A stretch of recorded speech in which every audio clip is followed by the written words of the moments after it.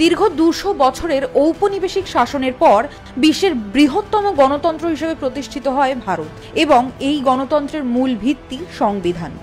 আজ 26শে নভেম্বর, সংবিধান দিবস। 1949 সালের 26শে নভেম্বর গৃহীত হয় ডক্টর বি.আর. আম্বেদকর রচিত ভারতের সংবিধান এবং 1950 সালের 26শে জানুয়ারি থেকে দেশ জুড়ে বলবৎ হয় এই সংবিধান। এই সংবিধানই সুনিশ্চিত করে ভারতের প্রতিটি মানুষের মৌলিক অধিকার, ধর্মের অধিকার, বাক স্বাধীনতা। কিন্তু বর্তমানে এই প্রতিটি বিষয়ই পশ্চিমবঙ্গের বুকে প্রায় বিলুপ্তির পথে। পশ্চিমবঙ্গের মুখ্যমন্ত্রী মমতা বন্দ্যোপাধ্যায় কথায় কথায় সংবিধানের পাঠ পড়াতে শুরু করেন।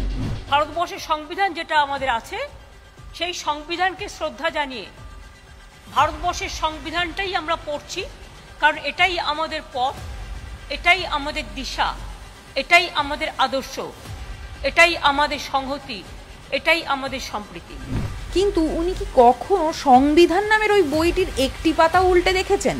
একের পর এক ঘটনায় সংবিধানের অবমাননা করতে দেখা গিয়েছে মমতা বন্দ্যোপাধ্যায় এবং তার সরকারকে। বাক স্বাধীনতার অবমাননা।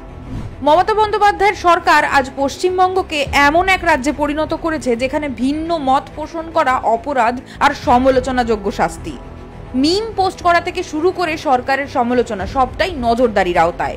প্রশাসনিক ক্ষমতাকে ব্যবহার করে সাংবাদিক, ছাত্র, অ্যাক্টিভিস্ট কাউকেই গ্রেফতার করতে বাদ রাখেনি মমতা সরকার। সংরক্ষণের অধিকারের অবমাননা।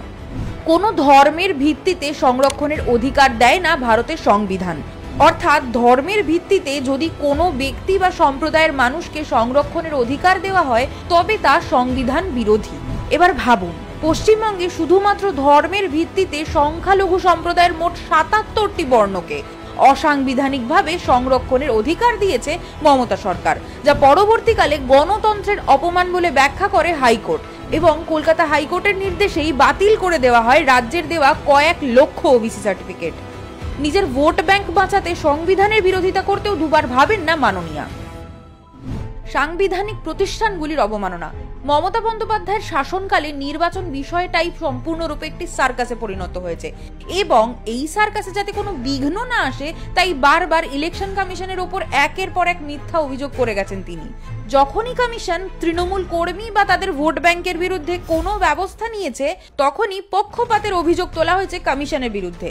বিগত বহু বছর ধরে একাধিক ইসি রিপোর্টে আইন শৃঙ্খলার ব্যর্থতার উল্লেখ পাওয়া গেছে, যার ফলে কেন্দ্রীয় বাহিনী মোতায়েন করতে হয়েছে এবং এই ঘটনাই স্পষ্ট করে যে অবাধ ও শান্তিপূর্ণ নির্বাচন সুনিশ্চিত করার মতন মৌলিক সাংবিধানিক দায়িত্ব পালন করতে অক্ষম হয়েছে মমতার প্রশাসন।